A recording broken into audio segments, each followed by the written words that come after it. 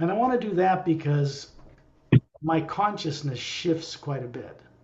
Well, as soon as I start the recording, I'm no longer operating as Scott Lemriel on Earth. I start operating as, well, I have a name in the upper worlds, and I start operating as a being who co creates with wonderful, masterful teachers. And so I shift to being out in space along with others, and then I help get you up there. So I'm there already. At this point, my body starts going into the trance state we call sleep. Even if I have my eyes open, I close them most of the time for these journeys as well. But I have to monitor the zoom and I have to monitor different things, so they will come open once in a while. But it doesn't mean I've shifted from being out in space. I'm still there. I've learned how to move between points very instantaneously. Back to Earth, back to there, back to here, up to there.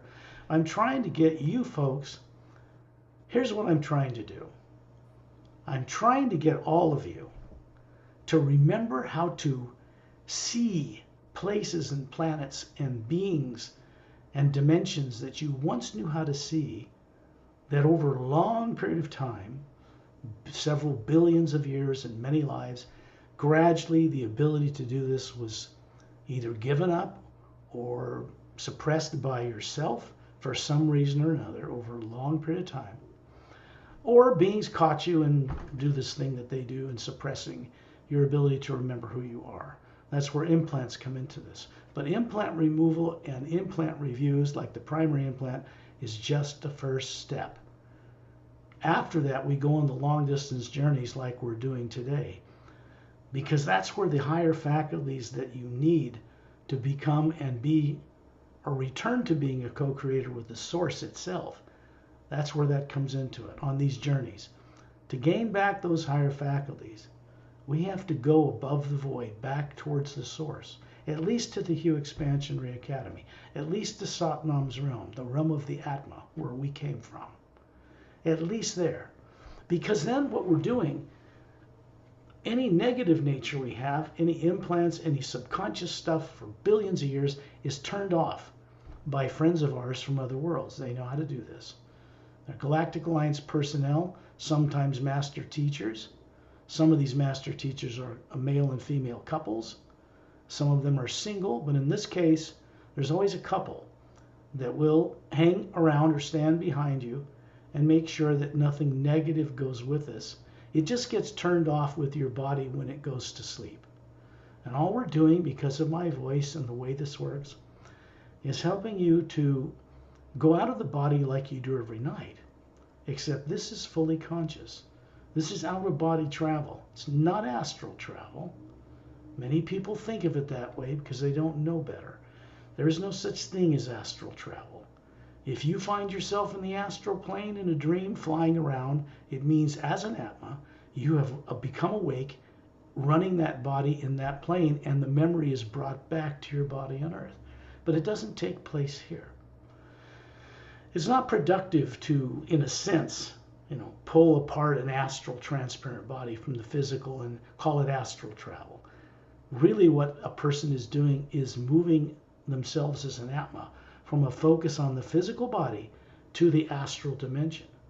Now this work could take on greater dynamics, but it would mean certain things would have to change or awaken on Earth and come to this planet, which is underway. But it would mean that I could guide people to various places in the astral, causal, mental, and etheric planes and get them more awake, because you're running bodies in all those planes right now, including the one you're running on Earth, as a single Atma, as a single being. This is really incredible when you start to wake up to this on Earth and you realize how dynamic you are, what an Atma really does, how multidimensional it is. Then you begin to understand that how you came from Source as Source pure energy, the pure omnipresent living power in all of creation. You're made of it. You exist in it. You float in it. We travel in it. We move in it. And we have our being.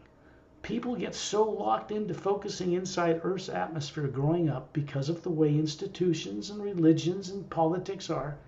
They don't think outside the box. They don't imagine beyond. Writers for feature films think outside the box. because they imagine when they write seeing things in other places, whether it's in the past or another planet or bad guys versus good guys and all that stuff. This stuff comes from parallel dimensions where this stuff actually happens somewhere. Not the Earth where we are, because we all know this Earth has not been invaded. It's been protected from that kind of thing. But these kinds of things have taken place in parallel dimensions in the physical universe, on other worlds and other world systems. There's 144 parallel dimensions in the physical universe. That's a lot. It's not infinite. There's a limit to them. And the same in the astral and causal. And this means that there are many worlds of different molecular time rates, one above the other, that are explored by more advanced extraterrestrial spacefaring races. They know how to move ships between them. They do not take ships into the astral plane. There's a barrier there. You have to actually go out of your body, go to the astral plane, and kind of run or merge with the astral body there to play in ships in the astral plane. It's very complex and very wide. The causal and mental, they have the same thing. Galaxies are brighter, bigger, bodies are lighter, less dense, and so forth and so on. Lives are longer. So you're actually living lives right now that are kind of immortalized already in the astral, causal, mental, and etheric planes, particularly the etheric plane. You could be there for millions of years in Earth terms and never wish to leave. It's paradisical. It just means that you're running a body so refined with the hue, it's more transparent, like pictures you've seen of etheric beings with chakras all lit up and they're transparent. People get these images from real places. They don't know it. Most authors who write books and produce feature films are actually like scribes.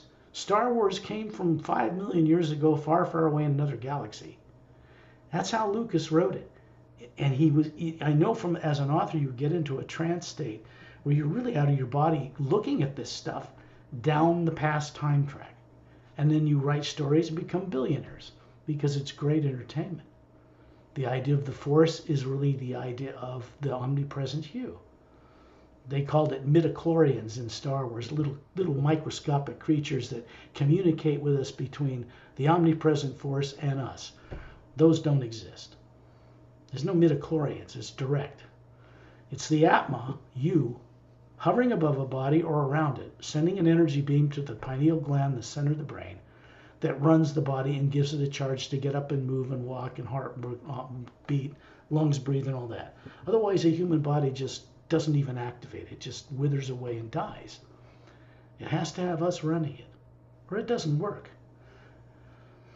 This is true for animal and plant and sea life too, particularly sea life and animal and mammal life. They have Atmas running them as well.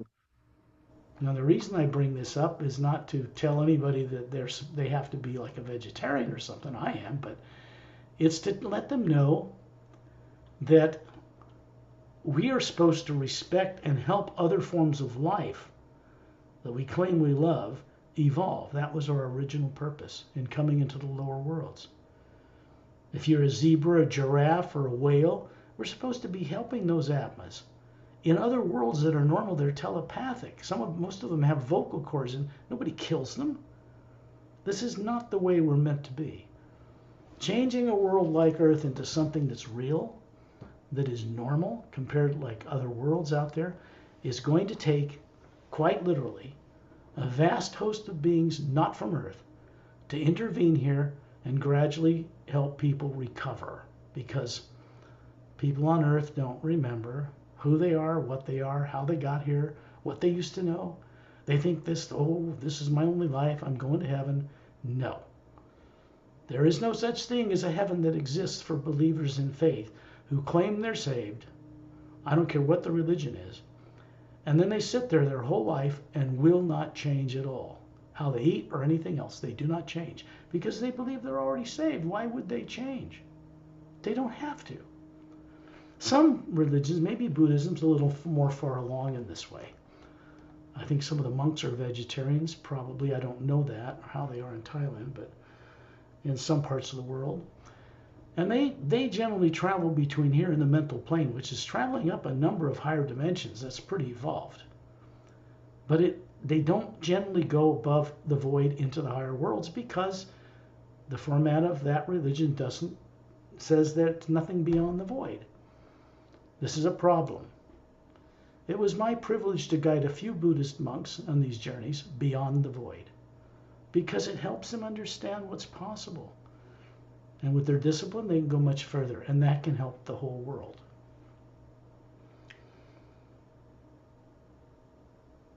So this is telepathic. It means I'm not just sharing with you verbal information.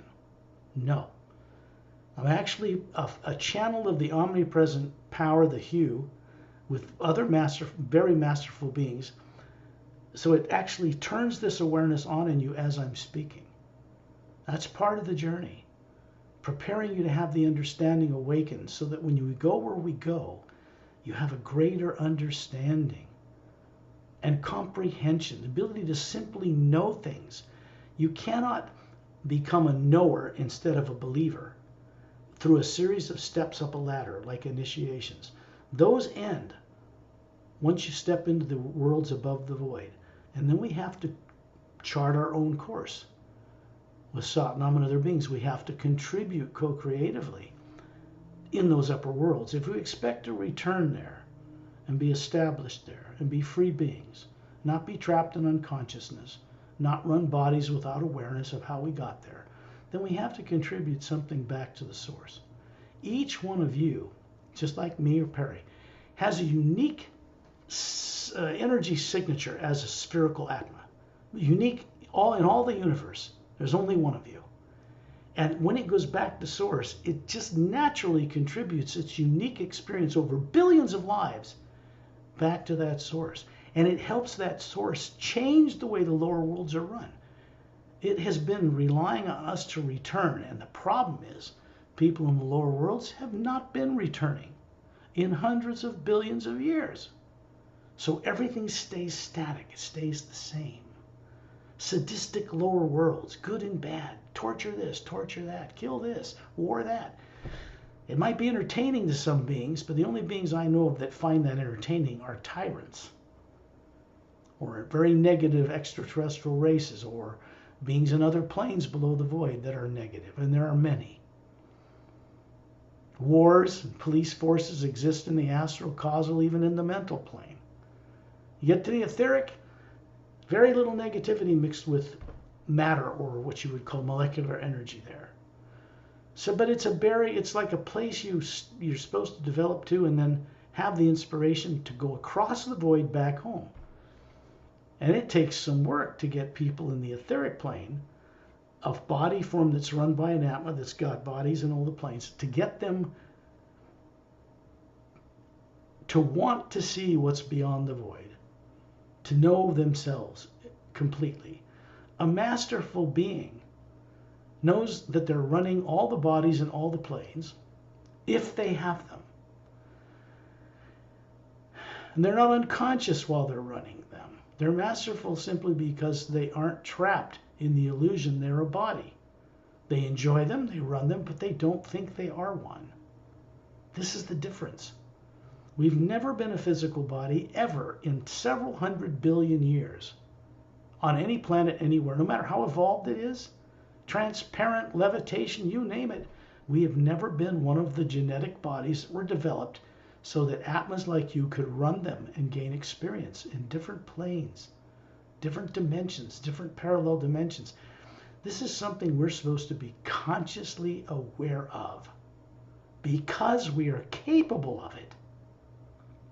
That's important. I gotta make sure that's off because we don't want any eruptions. There we go. The whole thing about what this work represents out in the multidimensional creation is conscious awareness. And that comes about only through direct experience. Faith and belief are supposed to lead to a point where we can all leap into the hue and trust and go further. Because when you're floating around in an omnipresent golden white light, you have no floor under your feet. Nothing you can stand on. It's not the whole thing of false security, of walking in a body on the ground in gravity, is not there.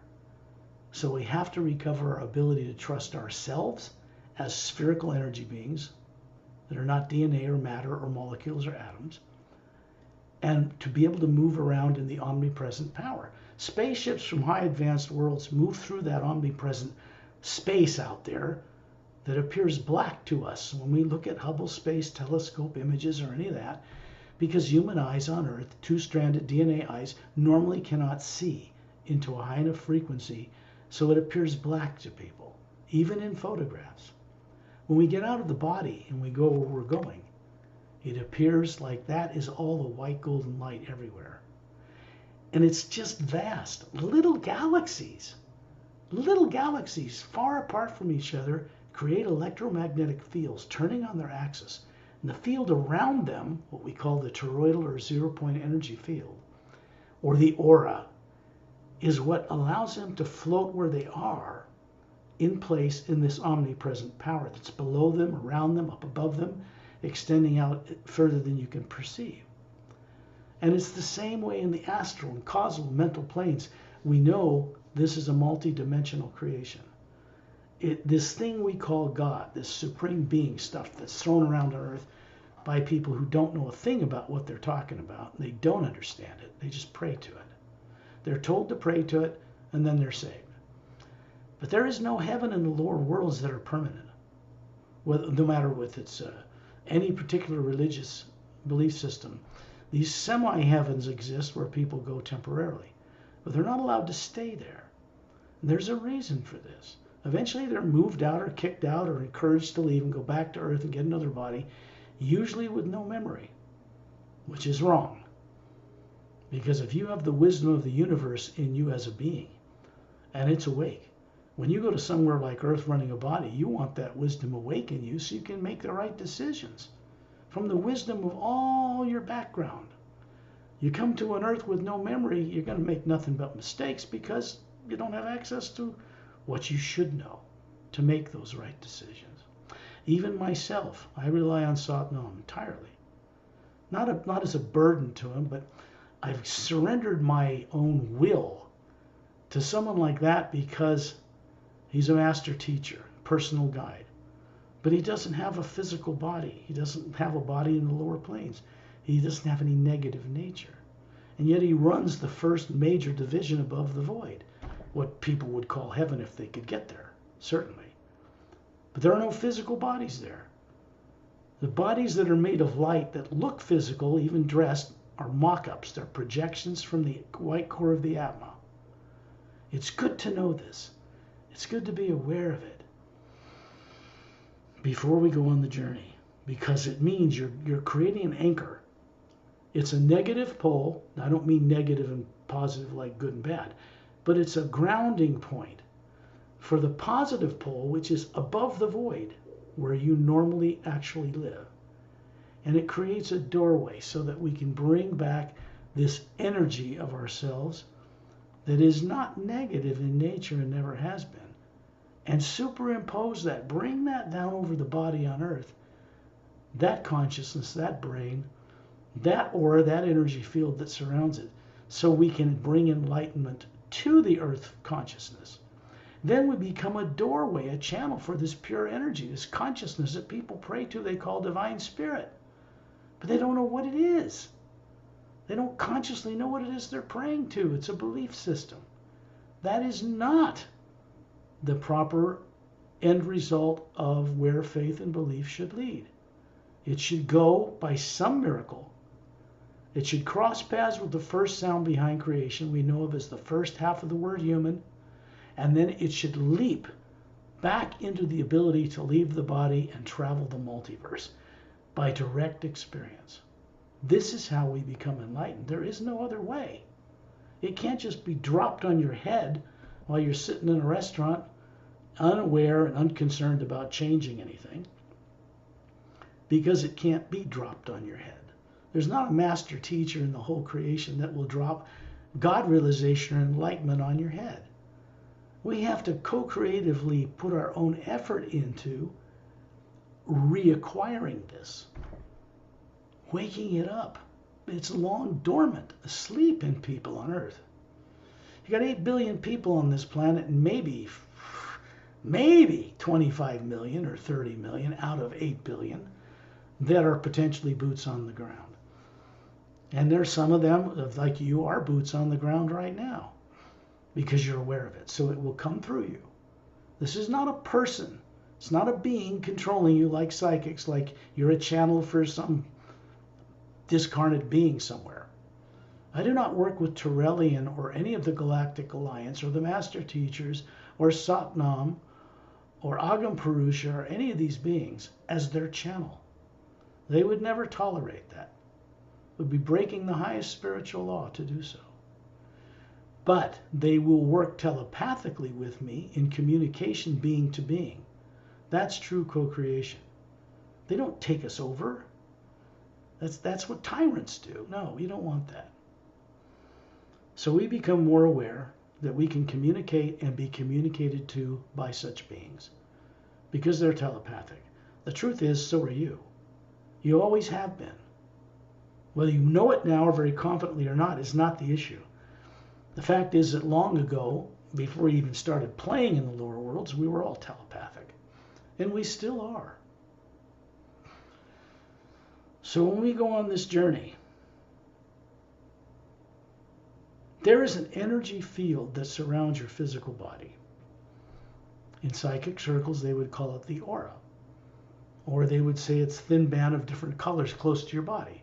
But that's not the true shape of this field around your body. It has a spherical shape. It's quite large. It comes out the bottom of the spine, the chakra, and goes in the top of the head. It looks exactly like the electromagnetic field that surrounds the planet Earth, which you can Google and see for yourself. If you do a little homework, you'll see exactly what it looks like. That's made of the hue, too, in a structure in a certain form. And because it moves out the South Pole and goes in the North Pole, a planet can float in space in this great hue. It can go around a sun. A sun can go around a bigger sun. All those stars and planets can revolve around a nucleus, the center of a galaxy. And the field around the galaxy, coming out the South Pole and going in the North, is the same as the one around you and the Earth. Hovering above your head near the ceiling as an Atma, looking down on your body, is done by simple daydreaming. This means, just like you can easily picture going to the store, and then your body gets up and goes and gets in a car and goes to the store.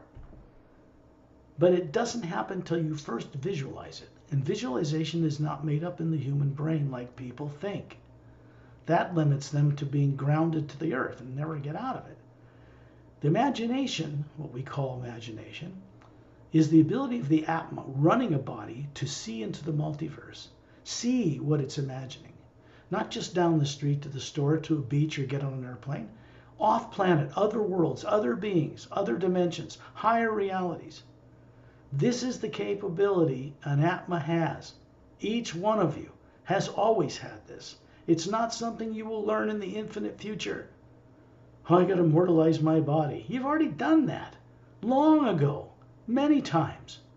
And for some reason, right, in galactic history, we ended up vulnerable to be caught stuffed in a body or compelled to run a body on Earth with little or no former memory intact. People grow up on this world thinking that's normal because they don't have any other thing to compare it to. It's not normal. It's not natural. It's as unnatural as hell itself to be stuck running a body with no memory. How you got here, what you knew before this life. You folks have been around for billions of years. You guys didn't come out of the womb of Prime Creator, overnight last week. No. And no being sat up there on a throne and made you with a magic wand. There's Boom, and there's Lee, boom, there they are. No. We were the Atmas in the source, right? Circling around that center before the lower worlds of time and space were even built. Which means, truly, we all had a hand in constructing the lower worlds together, collectively. Source or Prime Creator is a focus point, a nexus, a place that has a form that looks much larger than we are, but similar in all these teardrop shapes, all these layers of white core. We look like it. There's just more of these layers in it. And it is a place where all atmas running all forms and all bodies and all planes and all dimensions have a connecting point. And it creates a kind of consciousness and energy that you can speak with. So people call it the Supreme Being, but it doesn't consider itself that way.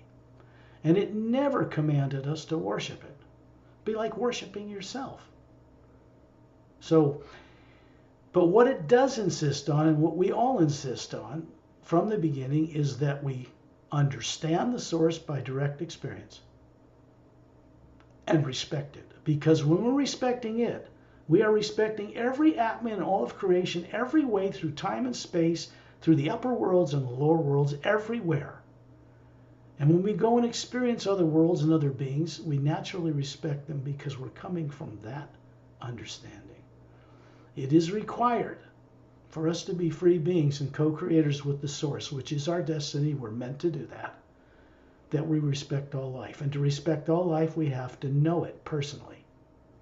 That's what these journeys are for. To get you started into recovering your ability to see and work with beings, not on Earth, not from Earth, not trapped on Earth. Because such beings, having not grown up here, are the beings that can help us get free of stuff we don't even know is there, subconscious stuff. They can see it. Like a candle in a dark room, they can see it. They don't react to it. They don't have subconscious minds. That is why they do the work of removing secondary implants. And in my guided work with them, I am able to guide people to see what's in a primary implant. We don't remove it. That's part of the subconscious mind. It goes back billions of years. That would kill your body on Earth if that was done, truly. No. To gain mastery, we need to see what's in it. What got us killed and put here? Yet people are terrified to remember that. Because it's all negative. It's fear. It's torture and death stuff. So it takes a while to get people up to a point where they can look into it. And you know, when I take people now, not just me, by these other masterful beings that I work with, into primary implant review journeys, they're actually, by the time they're prepared and seeing enough, they actually tell themselves, they can see how they were killed. And they have to describe it. And this makes the person their memory. And that negative thing that says, we'll kill you, we'll eat you, if you ever remember this again, tyrants do that, misusing science, of course. It becomes a memory. And once it's a memory, it's not subconscious. It cannot misdirect you unless you indulge in looking in the negative and deliberately turn it on. But once it's conscious, it becomes a memory. And then you can gain mastery over such things. Mastery over the lower worlds of time and space, over any negative nature. And the reason for this is because right now, none of us has a negative nature in the Atma anywhere, and we never have. Negative nature is implanted in mental image pictures and things in the electromagnetic field that surrounds us, through which we see the universe distorted, subconsciously manipulated in fear. That's what keeps people from leaving their bodies. And what's so funny, ironic about it is people leave their bodies every night anyway. They just don't know they're doing it. They're not brought up on a planet where their parents and society encourage them and show them how to do this when they're babies. So you have to learn it as an adult. When you, for some reason, cross paths with the Hue, the first sound behind creation, first half of the word human, you had the courage to find it. I just put it out there. But it was you that found the courage to step beyond these subconscious terrors and look into it anyway. So which means you had the courage to do it and the power to do it despite what was done to you. Because in reality, we have this mastery over the lower worlds of time and space. But you were manipulated, one experience or another, or 1,000 experiences, or 1,000,000, to doubt this and fear it. When you doubt something and fear it, the omnipresent power, which does not work with negative nature, will not do anything with you. Negative and positive energies in the lower dimensions of time and space are a kind of an illusion where the one energy splits off into two currents and they're supposed to revolve around each other, like the yin and yang symbol. One appears as black, one white, little dots in them, or two fishes circling around each other. There's supposed to be a golden white energy around that, the outer circumference, the sphere, that keeps those two forces in harmony. But once they get split, then we start thinking positive and negative, imagining and seeing things in the universe, negative and positive. Splits the consciousness in half, grounds the energy to earth, and people can't get off the planet, not consciously. So the real secret is to join those two forces in harmony, not have them fight each other in opposing forces, good and bad, and go back into the source energy itself. So the journey we're going on goes back to source energy because we rub shoulders with it. We actually rub shoulders with it again. We are made of it, and this rubs off on us. When we meet master teachers in the Hue Expansion Ray Academy, or we meet silent mentors, just the most evolved beings there are, who normally had nothing to do with us as Atmas in the last several hundred billion years. They just maintain the whole structure, the mechanics of creation. They are too changing. So in the Hue Expansion Ray Academy, we have the opportunity to rub shoulders with them. As Atmas, they are kind of a unique type of Atma, much larger than us, more layers, similar to the source itself, Prime Creator. And they don't have negative nature. They've never had physical bodies. They could manifest one and walk up to you and shake your hand, give you a Coke, and walk away, and you wouldn't even know it was them. They could be a fly on your table carrying out a mission. They have unlimited power, absolute freedom. Because they have no negative nature, they are trusted with this. These are the beings we rub shoulders with. Bear that in mind, because you are going to bring some of that energy back with you to Earth at the end of this journey. That's the good deed. That's the fun part. So when you're near the ceiling looking down on your body, what are we doing? We're just daydreaming. Everybody knows how to do that. They just don't realize it's not coming from their brain. The brain, the gray matter in the brain, is a multi-billion circuited neuron center for controlling the complex processes of the body. But the being that runs it not as part of it, but through the pineal gland in the center of the human brain. It has rods and cones in it and a liquid. It's supposed to be clear, so it can see into different dimensions. You can bring back this information when you leave your body at night and store it in the electromagnetic field that surrounds your body, not in the brain.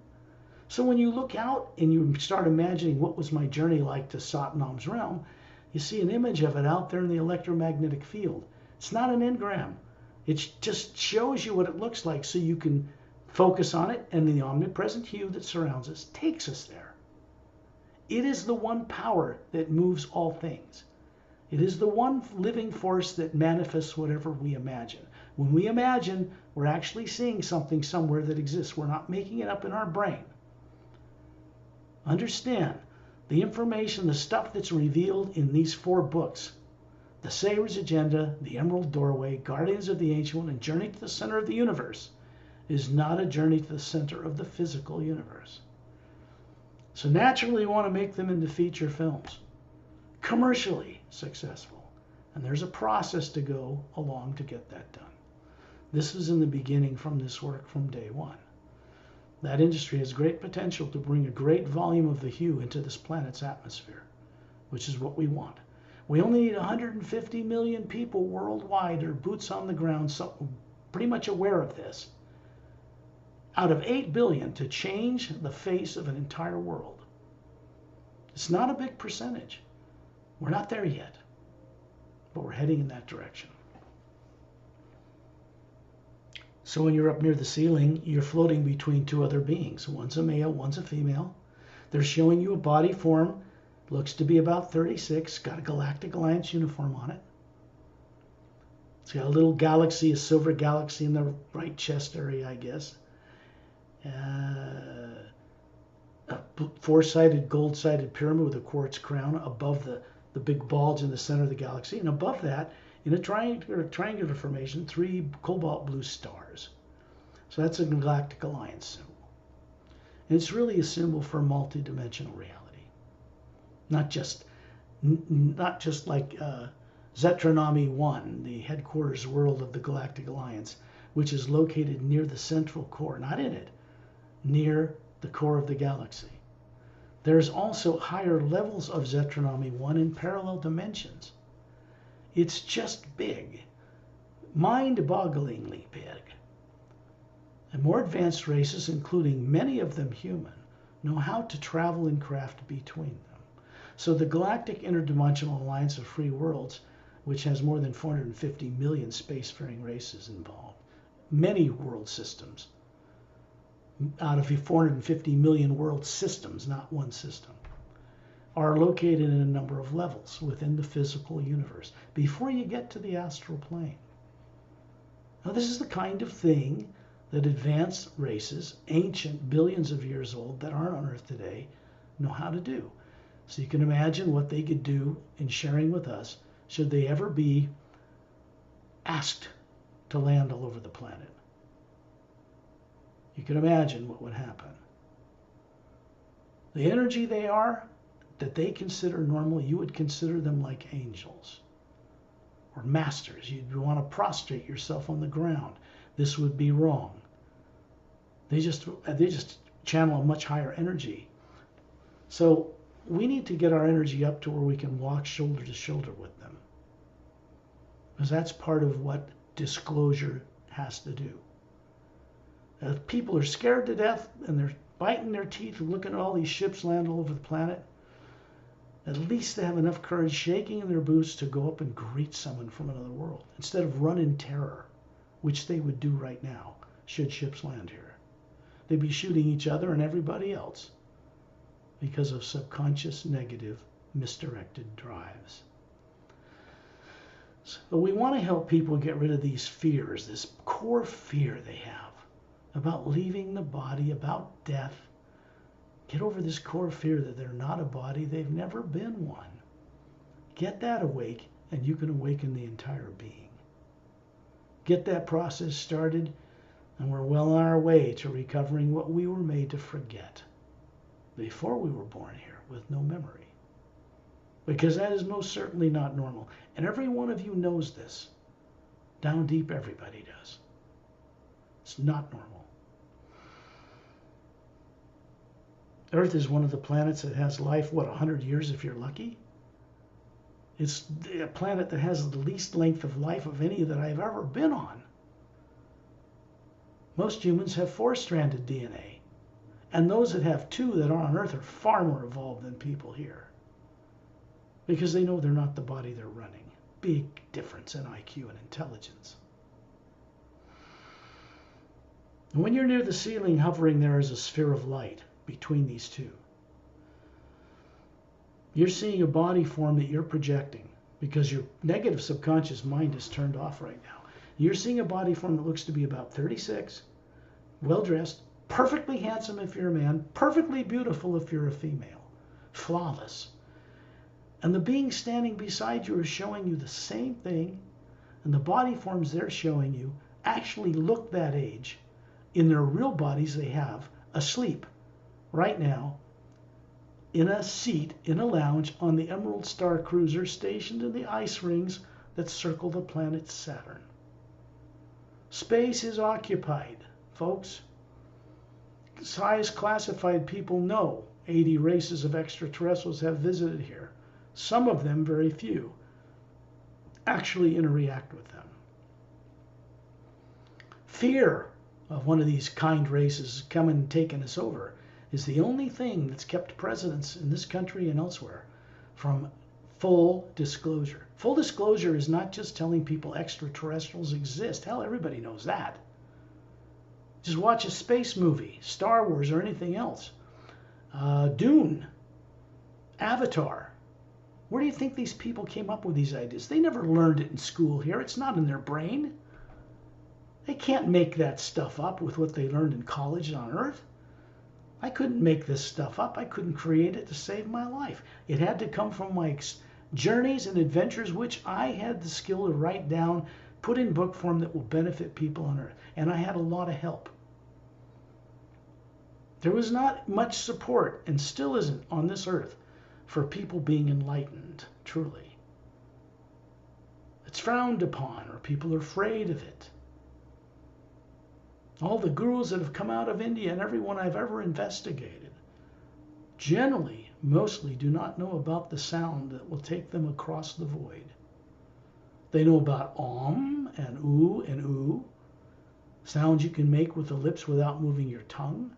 But there's a fourth one, and it's designed to only vibrate the cranium upwards so you can go all the way back to source, and that is Hu.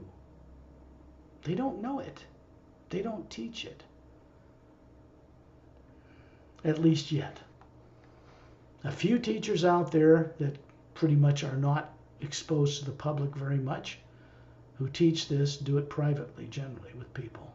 There's a few organizations that know about it and teach it, but they are not possessors or owners of it. It is not patentable. You can't own it or possess the omnipresent power. It'll kick your ass if you try, sooner or later. It just will, because we can't. It's like grabbing the air. Try to grab the air with your hand. You can't do it. But some people think the power that has been granted to them or that they wield on this earth belongs to them. It does not. This planet is not owned by people who reside and run bodies on it. It's owned by something, if such a thing exists, by something above the void, who does not possess things. It is the force behind and supporting everything. And we are that force.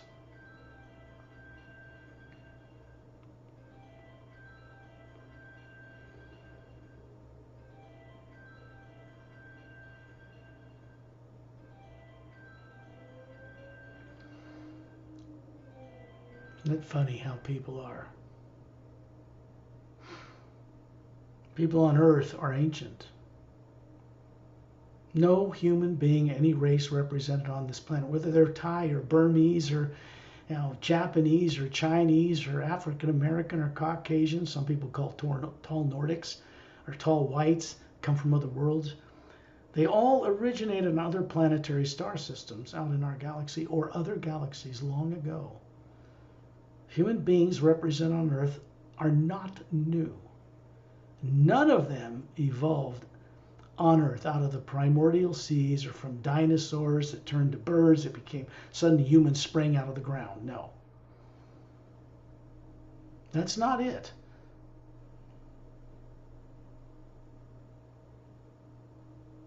Human beings are one of the oldest species out there.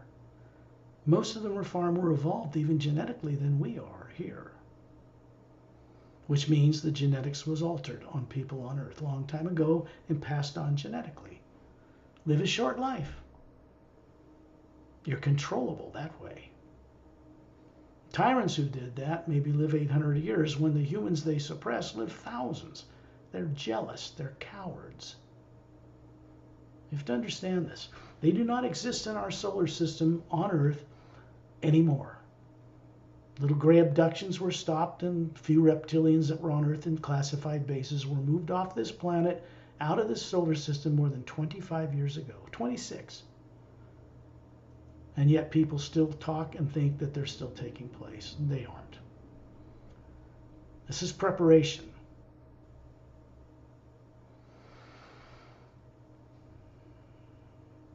These beings hovering beside you point upward. You find yourself in space, in a circle of beings surrounding Torellian, who's standing in the middle of us as a central focal point. 18 feet tall, showing you a body form he had over 1 billion Earth years ago. The Say race, as a race of beings, were initial creators of life on world systems in both the astral and physical dimensions. Great spacefaring travelers that seeded genetic life forms and brought them up to a higher level till they were spacefaring cultures. so that Atmos could run them and have experience in the lower dimensions of time and space. And then they vanished. They disappeared into the background for a long time to see what we would do with it. I think we all know what that is. What we did with it wasn't what was expected or what we would have wished to happen. They've recently returned to the scene because something changed in them that came from the upper realities to motivate them to take more regard and care for the younger races they once helped form, body forms and Atmas running them, and help to get people to remember all that stuff they were made to forget. In space, if you look around us here, you can see the Earth with its polar ice caps and its oceans and land, the barren moon, all the meteor craters on it, no atmosphere, does not turn at all on its axis as it orbits the planet, always showing everybody on Earth the same one side of the moon. That's not normal, it's not natural. Earth's gravity and other planetary gravity should have it turning somehow, but it doesn't move at all, which means something was done to it. And a history you don't remember. It wasn't just one moon around this Earth long ago.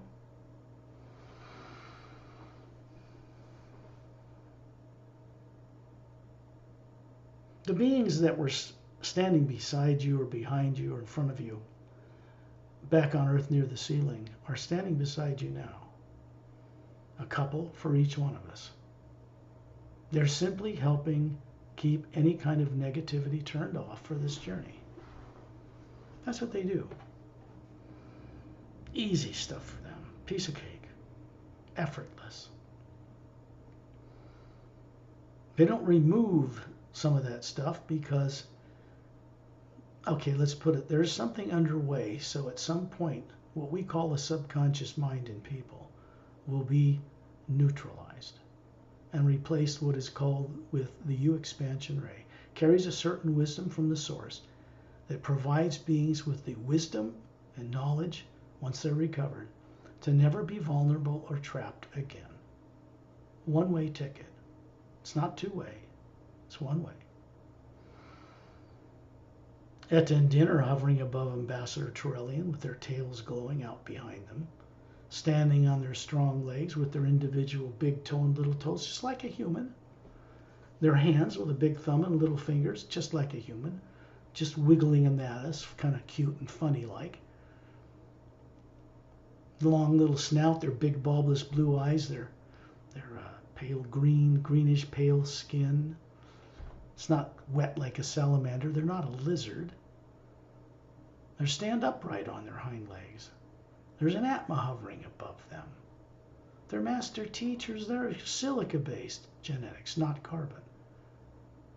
And they aren't human. So you might as well meet such beings because you got to get used to this stuff. The universe is big. Most of the beings in the Milky Way are benevolent and kind and very much more advanced than Earth. A few tyrant races have been kind of less sealed in their own solar systems, and they're going through a change right now as we speak. So they will no longer be tyrants. What was done to them long ago to make them what they were, what they did to us, was far more terrible than what was done to you.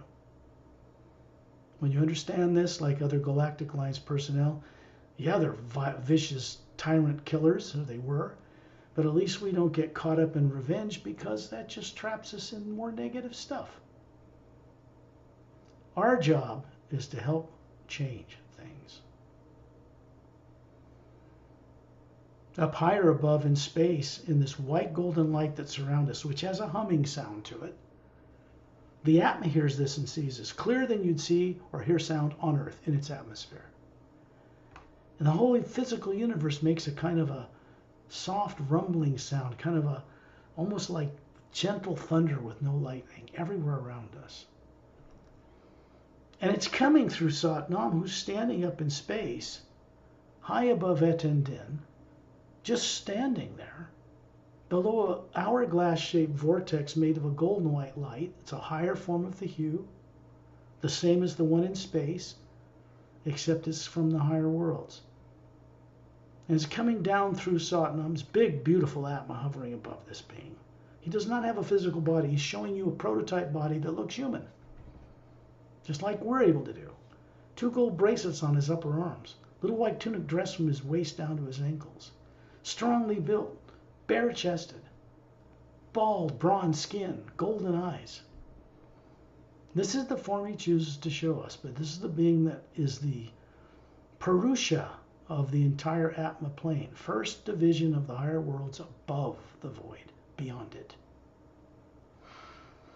This is who we once knew and met with before we embarked on journeys in the lower worlds. He's begun to be present in these journeys, which he never did before that I know of. So something is changing. Something has changed in the upper realities. It's beginning to change the way the lower realities are run.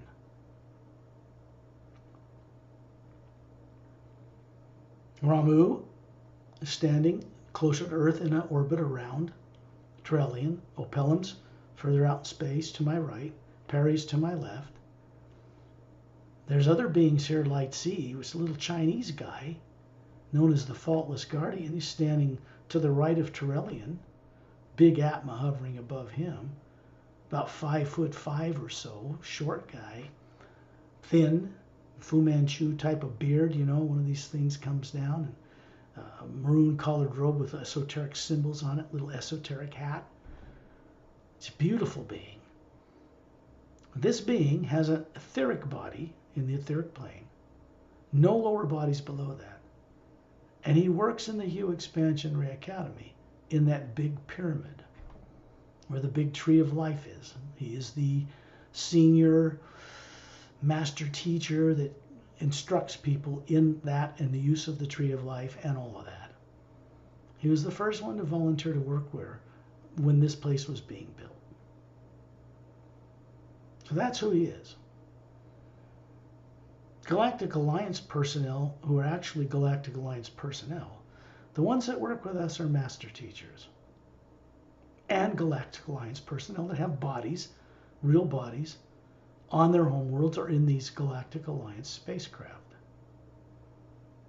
It doesn't take them long to get from where they are in the Milky Way galaxy to Earth. They don't rely on radioactive warp cores like Star Trek or any kind of radioactive or nuclear power, which is only destructive. They use the energy of the omnipresent hue itself to power their ships. They basically travel through it without the limits of the speed of light as you understand it. But they have to use that energy to go beyond physical limitations of physics, because that energy is not physical. Funny, isn't it? In the end, to be really free beings traveling the stars, we have to work with the one omnipresent power. We don't get anywhere. You're not going to get to another planet in a tin can full of rocket fuel and oxygen. They'll never go fast enough. They'll never go far enough. What advanced scientists on Earth call zero-point or toroidal energy, the energy of the universe, they know it's that whole area that appears black in a photograph. And it's just vast, little galaxies floating. They know it's not nuclear or atomic in nature.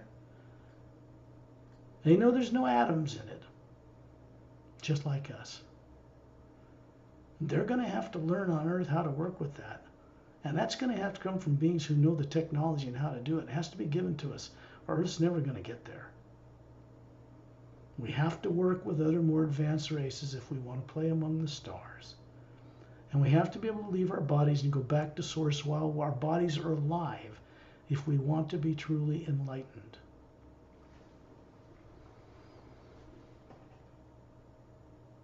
In these English journeys, I'm a little more free to share the depth and width and breadth of some of this stuff.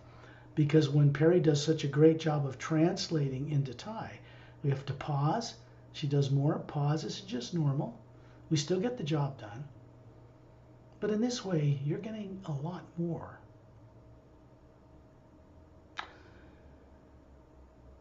As you can see, this vortex spinning clockwise above Turelian, like an hourglass shape, big. There's a blue-green energy swirling around the outside of it. And this is simply a doorway that's been created by these beings so that we can go from where we are here in space, up through that vortex, bypass the lower worlds of time and space, where you each have bodies running, and go into at least the void. We're rubbing shoulders with the pure hue in that void, which is a barrier of energy between the lower worlds of time and space, where there's positive and negative stuff, and the upper realities that have no negative nature. It's called pure positive. We are made of energy that has no negative nature as beings that run bodies. We have never had a negative nature. We've never been negative, but we've been made to believe this, or to see this, or feel this when we look out into the universe, to know things again because of subconscious programming, brainwashing, whether it's religious or political, or off-world misuse of technology to trap us, kill us, stuff us in a body like revenge, like cowards, and make you reincarnate with no memory. They only do that to beings they can catch way out of the way where they should not be traveling, because Galactic Alliance personnel would stop them if they knew it was going on. That kind of thing has been going on for 500,000 years, since the last Great War came to an end in our galaxy. Out here in space in the hue, before we part on this journey, you know, in the hue itself, there's no, you can feel, there's no wars taking place out in our galaxy at all. All that's on Earth. The most unreliable, destructive, inharmonious groups of beings that exist in the universe today, that were once great, majestic, wonderful beings, live on Earth. They don't even remember how they got there. So it's only fair that they be brought out of that amnesia and returned to what they once were, because from there they can evolve further. It's very simple. We are not alone in the universe. It's not about faith or belief. It's about direct knowing. If we were alone in the universe, everybody on Earth would be dead now. Nuclear war would have been allowed to happen, instead of having launch computers shut down from space. They don't tell people this, but they know that's what happened when they tried to have a nuclear war. Out in space, there's also a circle of beings, kind of far apart, male and female, showing you a body, their atmas, surrounding us in a big sphere, maybe over 1,000 of them. And they're simply beings who are from all over creation, all over the Milky Way, different dimensions, who are joining us to join Satnam to go back above the void. And they are going to serve a session for a time in instructing in the different teaching facilities in the Hue Expansion Ray Academy, where we're going. So they're going with us, hitching a ride, so to speak. Any one of them could get there on their own, but when we're linked around each other like we are in the prime creator, the source itself, the nexus, then we have the wisdom of all these beings adding to the momentum of our journey. We're rubbing shoulders with them. They're telepathically running high volumes of the hue through their consciousness, right through us and between each other. And we're kind of in the middle of all this. So this is how we begin the journey.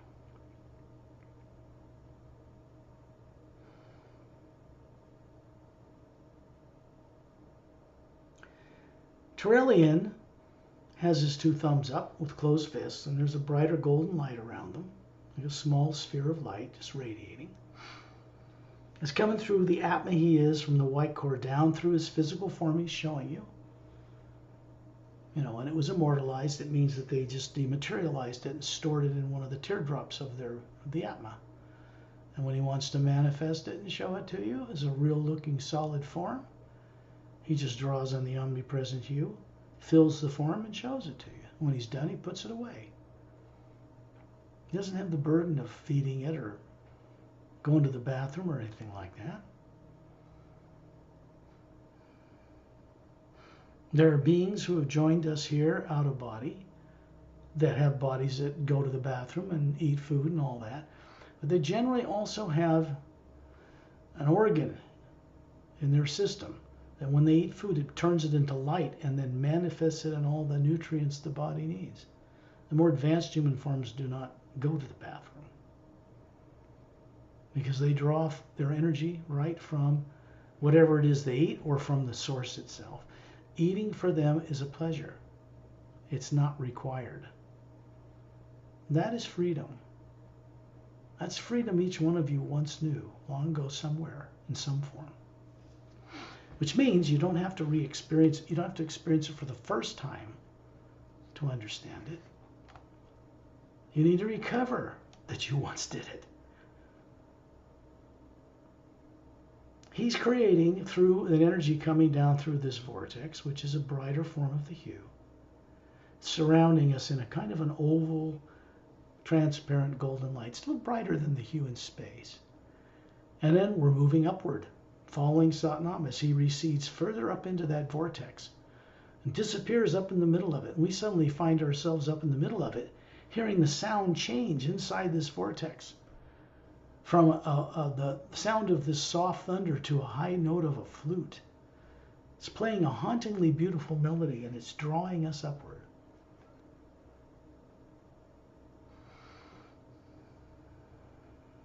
And we reach the middle of this vortex. You can see through the transparent walls of this energy slowly moving around us, creating a doorway between earth, space, and the void. Doesn't go through the astral, causal, mental, or etheric. It goes, bypasses them. So we can go rub shoulders with pure positive energy that has no negative nature. That's why we go back there. That's why it's important. And as we speed further upward in this light spaceship that Tyrellian's created, piece of cake for him, no problem at all. I add to it, I join him in this. I understand this stuff. Then you find yourself coming out the other end of this vortex and you look down and it vanishes below your feet. Your feet being a pure, perfect human type body standing below a sphere, which is the real you. Both are really you. One's a projection, but it's still fully aware and capable of smelling, tasting, touching, sensing, and being in telepathic communication. But it's not a physical body. It's not made of atoms. It's not DNA. It's a prototype form. So people think that God must be some guy on a throne somewhere. No. The Atma is what we really are, that people call soul without knowing it. It doesn't have a physical appearing shape. The projection, the pure form, is based on Satnam, the first prototype form of any human-looking appearing form.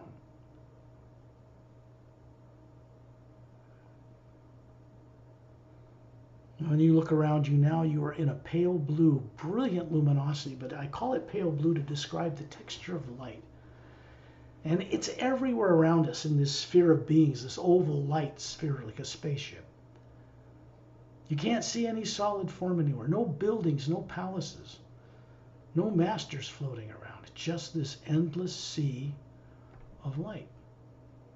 It is a pure form of the hue. There are actually a race of beings in this that most beings never meet on their way up to the higher realities or back down. I have met with them. I had to pass a certain test to meet with them. It's a test where you look at something that looks like the creature from the Black Lagoon with gills, and it doesn't even look anywhere near human. And you have to immediately love and appreciate its unique nature. You have to pass a test. So they're there. They maintain this. You could call them kind of like silent mentors of a type. They maintain this barrier between the lower worlds of time and space, where people are nuts, and the upper worlds where they have no negative nature. Here's the kicker. We still live in the upper worlds. We never left. The rest is the multidimensional capability of an Atma. It's not made of matter, so it can be in more than one place at one time. Thrilling, I know, can be in 7 places at the same moment and consciously know all 7 of those forms communicating with someone at the same moment. It's pretty advanced stuff. The reason he's hanging out with us is because he knows we have the same potential. He doesn't teach this with blackboard or computer. We're telepathically linked to him. He teaches us this by running his awareness of it through us so we get used to it. We begin to be able to acquire it, duplicate it, wake it up, that kind of thing. And then Satnam's moving at tremendous speed further upward, and we're going right after him. And in the distance, you can see we're approaching a white, luminous beach. As we approach it, it spreads out. It's glowing a foot above the sand. It's curving as far as you can see it and slightly inward, which means it's circling a spherical landmass. The upper edge of the void, which takes a great deal of the hue, light, to cross. We have to have master guides to go with us to do it.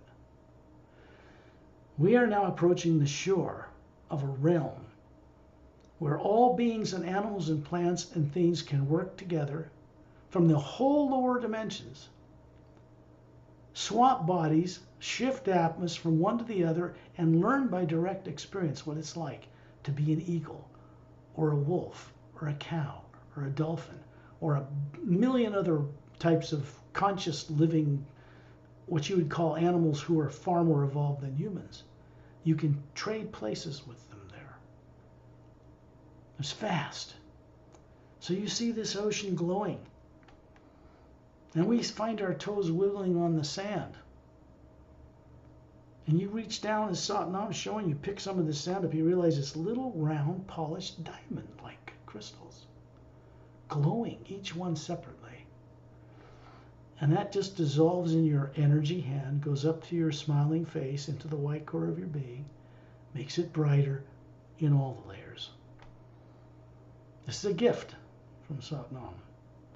It's to remind you of your lives you've lived above the void. That's what this white diamond-like sand is for. It's a charge of energy. And then he moves over the top of these trees, which are transparent. You can see energy moving up and down them. Fruit trees and oak trees and those trees and this trees, beautifully arranged. And there's all these thousands of these birds that come out of the branches of these trees. Foot long, with long V-shaped split tails. Rainbow-colored bodies, thousands of colors, smoothly blended. Big eyes, blue, kind of like a blue jay, but a foot long. Twin sets of bird wings above each other, like a dragonfly, but they hover like a hummingbird. And they're singing the hue. Male and female voices of the purest vocal cords you could ever imagine. They're intelligent, their atmas hovering above them, quite advanced.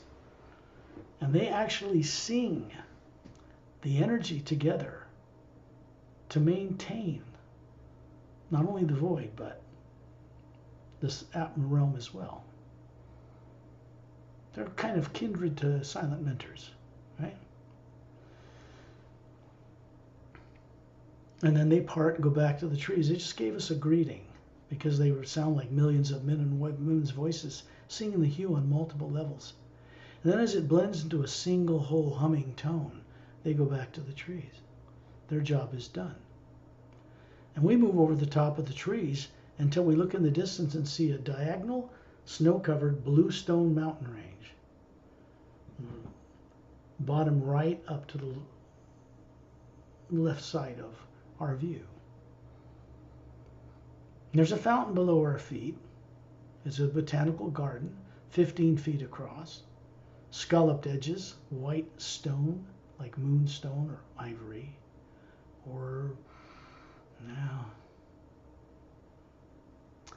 And there's a statue of Satnam standing in it with his gold bracelets on his upper arms. He's standing beside it. He points to it, and he points to this palatial estate made of crystalline clear building structures. There's two big blue stone pillars laced with gold, holding up a pyramid top, and there's foot-thick golden quartz floors leading up to the opening, which is quite large. And there's a big blue stone quartz-like chair where someone could sit in it with smooth curved edges, no cushions. And there's a light coming down into this chair. It's being spread out through the walls. Now, Satnam never sits in it. I've never seen him sit in it. But it's basically his chair, but he doesn't sit in it. He doesn't need to. It functions automatically so he can do other things. Behind it is a pyramid opening, a triangular opening, and there's a huge fountain in a garden area on the other side at the base of the mountains. So we find ourselves approaching this big fountain. We pass the chair, we're going right through it. Satnam's still leading the way. We're still in this oval light sphere of beings. And then there's this energy of a blue-green golden nature that's flowing upward in a spiral from the base of this fountain with scalloped edges upwards to a point. It's holding this form like water. And there's a white golden light coming down into it and is moving through it and up and back through it. The sound of this single note is still calling to us, and then it becomes a higher sound. And we find ourselves moving into this fountain water, and then we're shot upward. As you're looking through this water moving upward, you see we're moving high up above the realm of Satnam. You can see it's vast. Out in the distance, you can see whole beaches that curve around different colored oceans. Lands, pasteurized lands, animals more foraging in grass, pretending to eat, really. Birds of exotic natures flying through the air. Animals, human and others, interacting together, talking with each other, speaking with each other. They have vocal cords. There's Atmas hovering above all of them. And you see these beings switch places between a human and, say, a giraffe or a cow or an eagle. And then they get to experience what it's like to be that type of being with much higher intelligence, of course. And they return to their own form, and this is what they do there. It's a way this Atma plane teaches beings to respect all life, because all the things that are living in the lower worlds of time and space and that exist beyond here are represented here. So we can experience them in one location. And then we go up further and we suddenly come out of another opening which looks like a donut of cobalt blue stars. We shoot through the opening and it vanishes below us, and now we're looking into the distance and we see what is called the Hue Expansion Ray Academy. It is a massive circular land floating in a cobalt blue atmosphere. If you focus, you can see the golden light of the hue supporting this blue light in it, mixed with it. And way in the distance is this huge floating landmass all by itself in this whole field of energy that goes on forever. No stars, no planets, no moons, no suns. Nope, not needed, because we all produce our own light here.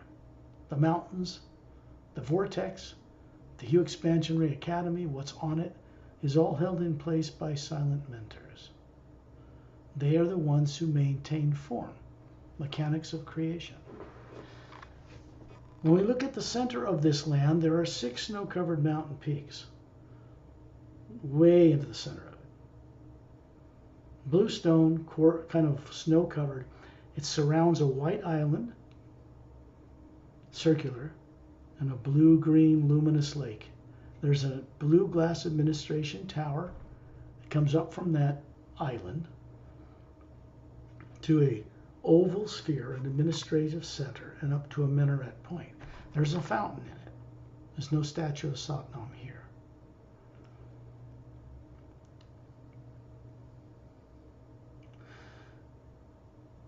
There's an energy coming down into this tower from the point that you can see goes up into this blue atmosphere, and it comes into this reality through an opening, kind of like a little whirling opening. So we're going to go into the top of that energy as a group. And then we're shot upward. Sterling's still got his thumbs up. He's still maintaining this focus for us. And we find ourselves, the next stop, moving up through one level after another. Many. Higher and higher energy. Less and less physical form of any recognizable shape. Beings floating around. Majestic. Huge spherical atmosphere here and there. And then we end up coming out into a fiery world. A world of orange and green and yellow and blue and green fire moving and swirling, coming out of the ground and disappearing. It's just everywhere. There's a big silver tree in the distance. A giant fir-like tree. It has big roots coming down from it and going disappearing into this fiery light like it's ground, but it's not. The top of this tree cannot be seen. It goes into the mists above. And a huge being approaches us. This guy's big. It's bigger than a silent mentor. It's just beautiful. Has layers of finer light. I can't explain it. This is Agam Purusha. And he is the being who regulates the raw power you see here and channels it down into the lower planes through different doorways. And he maintains this power behind all creation. It's a pretty lofty character. So he's approaching us, and we're just hovering in a group of beings around Tyrellian. That bubble of energy around us is gone. The 1,000 master teachers have stopped off in the U Expansion Ray Academy to do their job. And he welcomes us, and I with you, because mostly if you didn't have this kind of guidance, this guy would terrorize you. You can't bring fear here, but some part of your being would be shaking at its boots, because first thing I did when I met with him is befriend him. I wanted to be his buddy. I really did. I knew he didn't have many that had the courage to be friends with him. So I would recommend it highly. If you want to be friends with this guy, just tell him. He gets more friends, he's a happier being. What can I say? They don't suffer like beings in the lower worlds. They don't get sad or any of that. But friends are friends. And he points to this tree. And we find ourselves as a group around Tyrellian, moving right through the branches, passing right through them. Every single needle on every branch has a world in it, or a location somewhere in the lower worlds. Including, in the beginning of these branches, you can see the Atma plane and all those oceans and all those critters represented in these little needles. As we pass further in towards the trunk, there's a roaring energy racing up and down the trunk of this tree. Pure hue. It comes from the next place we're going. It comes from the source or prime creator itself. And we must pass through Agam Purusha and receive his permission to go into the source itself. That's his job. He's already given us that, or we wouldn't be heading into the trunk. When we enter the trunk of the tree, the energy passes through us is roaringly powerful. We're Atmas. It passes through the white core of our being, leaves a little something behind, but it doesn't harm us. These aren't physical bodies we're playing with here. And we shoot up this trunk of this tree and come out the other end. Now you're looking into a much brighter cobalt blue universe. The light is brilliant, makes you squint if you had eyes. But the Atma sees like that, especially with the form. The form you have that looks human is not here. Only the Atma can journey here, the pure form itself. When you look in the distance, you see a single galaxy turning on its axis. And it looks like a silver golden galaxy, like made of billions of stars, right? But you see in the center, there's a huge sphere of something hovering above a white island in a void inside the center of it. And we're moving right between some of these beings, these arms of this galactic nature. The sound coming from the source is like millions of orchestras with exotic instruments playing the most beautiful sound you could ever imagine. Cannot be described in human terms. And we're moving through whole beings. The space between them is so vast we just move right through them until we come into this void. And then we suddenly find ourselves hovering together in front of what looks like an Atma like you, but much, much larger. A white core, many layers of teardrop, multiple colors beyond anything you see on Earth. And this is a place where all beings that exist in all of creation, through all the planes, running animal bodies, plants, planets, everything, it meets in a telepathic center. And it has a presence that you can speak with, like a deep male voice with a feminine quality. It's hard to describe. But it is not a single being. You don't worship it. You experience it. You respect it and each other. That's the only way we get here. And then you hear it welcome you.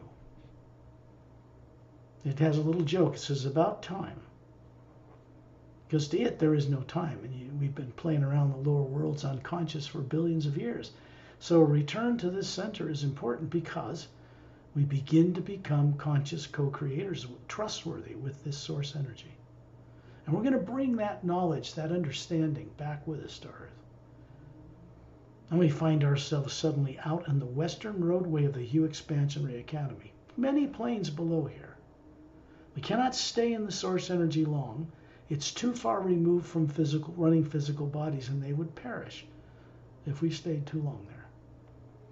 It's not necessary, because what you need to understand is that an aspect of you is still there, circling around that center.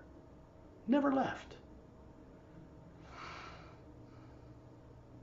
And we find ourselves moving past the beach and the western roadway. You can see the 6 snow-covered mountains way in the distance, and the tower, the Hue Expansion Ray Administration Tower.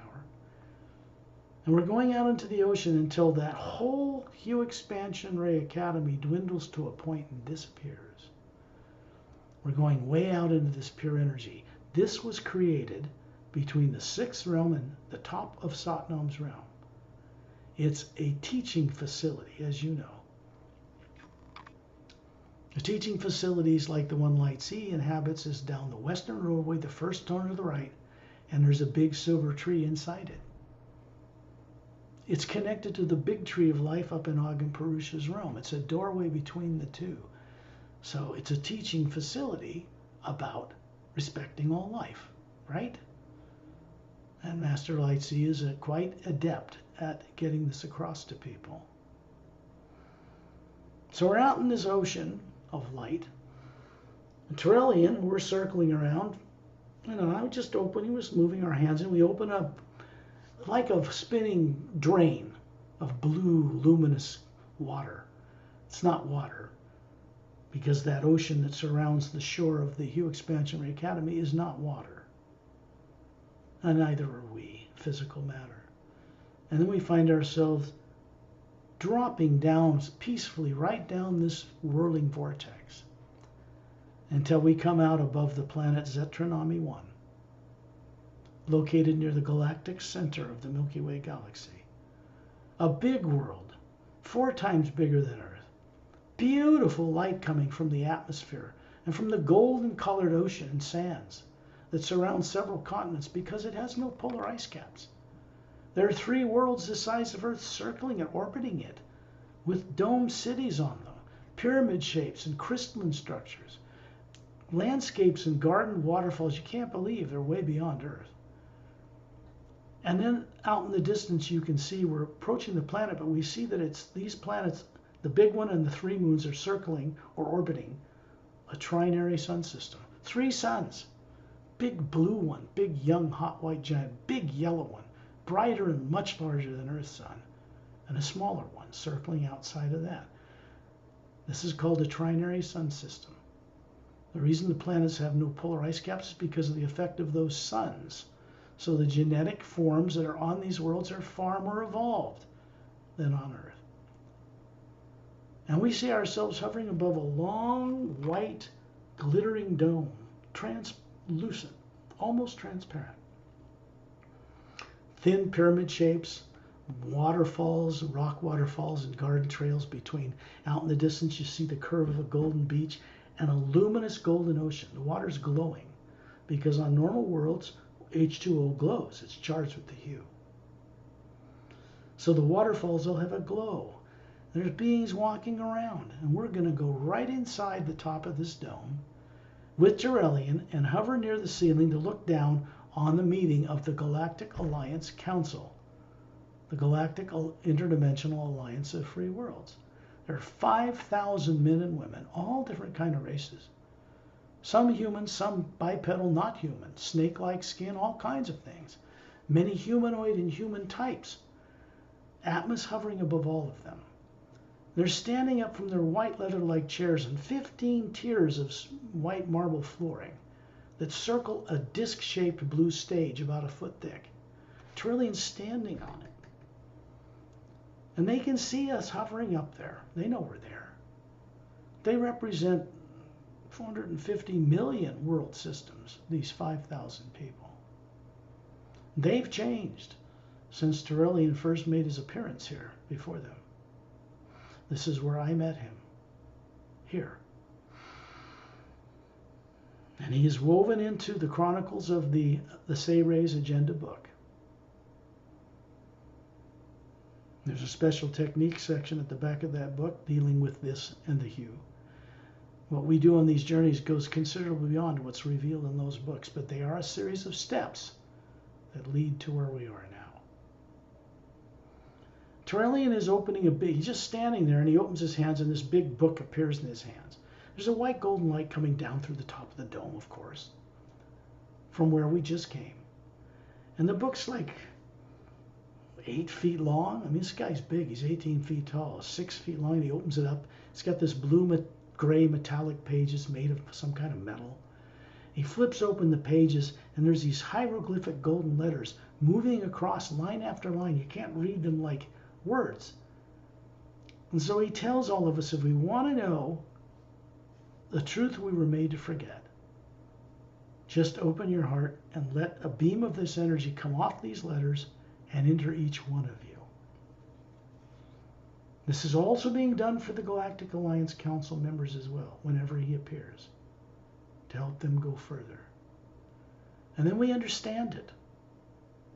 We just went from the place where things exist before this existed. Turelian's race are many billions of years old. Human, 12-stranded they had. We have 2. We have Sayre's DNA in us. Most of these races, in fact all of them, that are spacefaring, in this and many galaxies, here in the astral plane, have Sayre's DNA. They're ancient.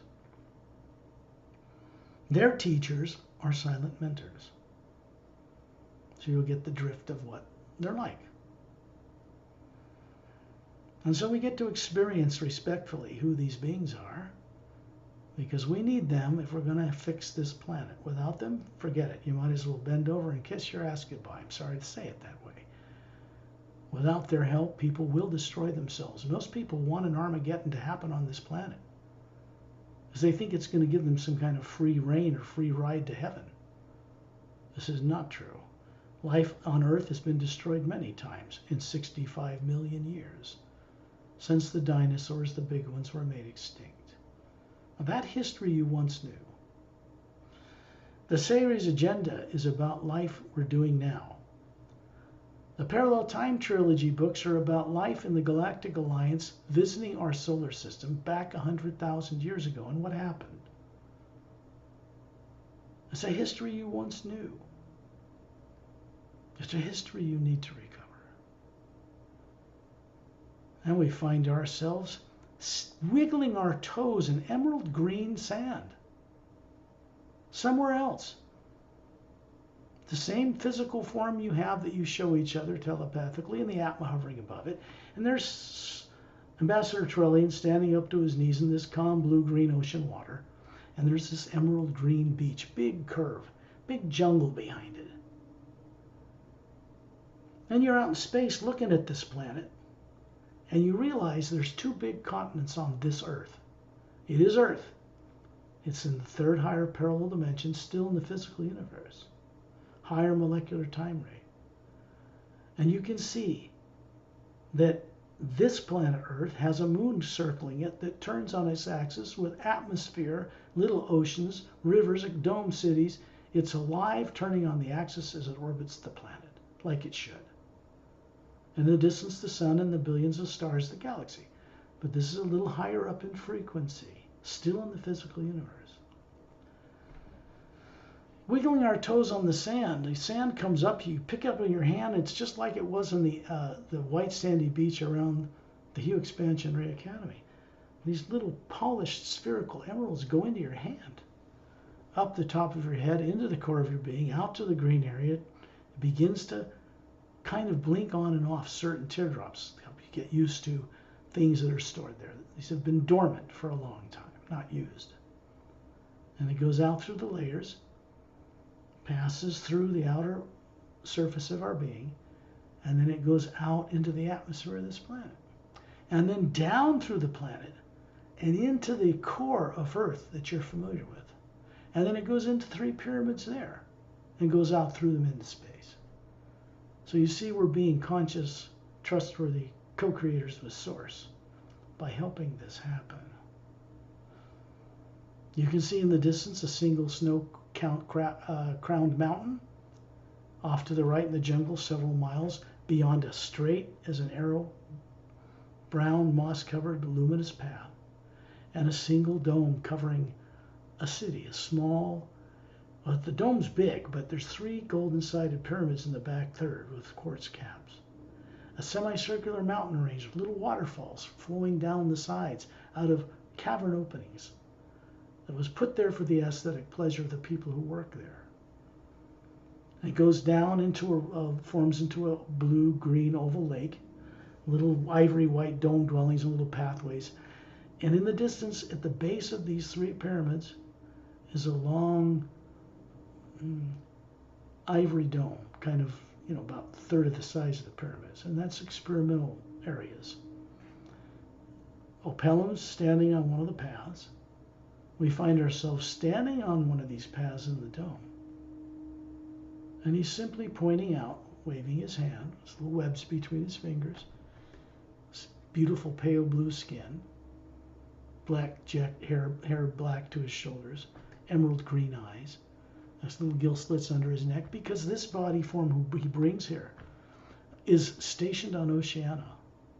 That's on the other side of the galaxy, third higher parallel dimension up, just like this world. The Say-Rays work here, Galactic Alliance scientists work here, and volunteers from many realities, because this has been around for ancient times. There's no negative nature in the atmosphere. The waters are all charged. They glow like the waterfall pouring out of a cavern opening 2/3 the way up the mountainside, drops down a clear cliff face, disappears in the blue, slightly green forest trees, and dumps into that ocean. And we find ourselves standing on this beach again, wiggling our toes in this emerald green sand. This is a gift from a couple that's standing before us, over 10 feet tall. Antalis Freshenmuntis, they're from a planet called Xiantarnaman 1. It's in the physical universe parallel where Earth is, you're familiar with, on the other side of the galaxy. And they've brought this kind of energy here as a gift. It is energy that helps us remember our lives in the lower dimensions of time and space, the ones that matter, the ones that are constructive. The wisdom contained in them is what we want to awaken. And you find yourselves near the ceiling, above your ceiling in your home. This man and woman are still beside you. They vanish. And there's a golden white light coming down through you, the spherical being, and through the form you're showing that looks perfect. down into your sitting body, out into the electromagnetic field around it. It goes to 3 pyramids on Earth. 2 at the bottom of Earth's deepest oceans, 1 inside a hollowed-out interior in the Himalayas, and it goes to a big pyramid stationed between 2 stable asteroids, floating between them, in the asteroid field that circles in the orbit of what was a planet between Mars and Jupiter in our solar system. And then it's beamed all the way back through a series of devices to the center of the galaxy, goes up the white golden shaft, returns to source where we just came from. So source energy is flowing through us for our benefit, but it's also flowing onward elsewhere for the benefit of others. So we're back, and when you're ready, open your eyes.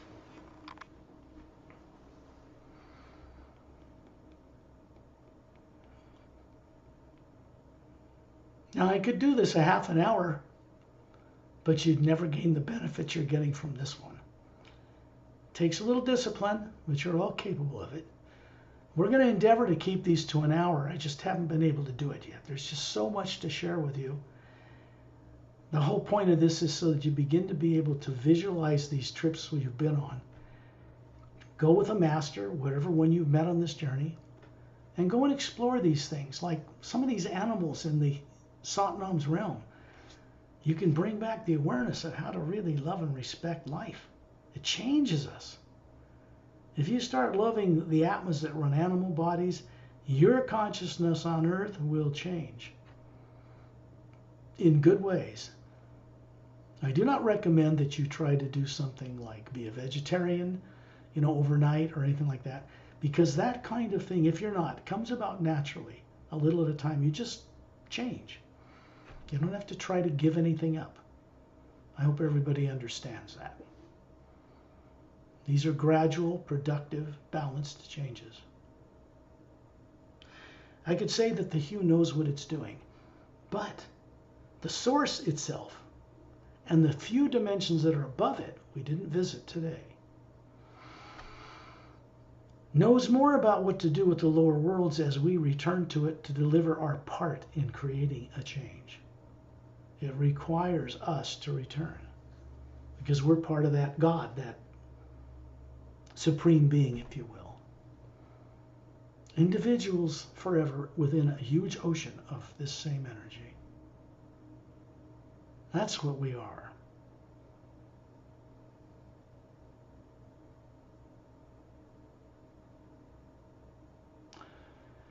If any of you have any questions now from the journey, just feel free to voice them or ask them, and we'll do our best to answer them.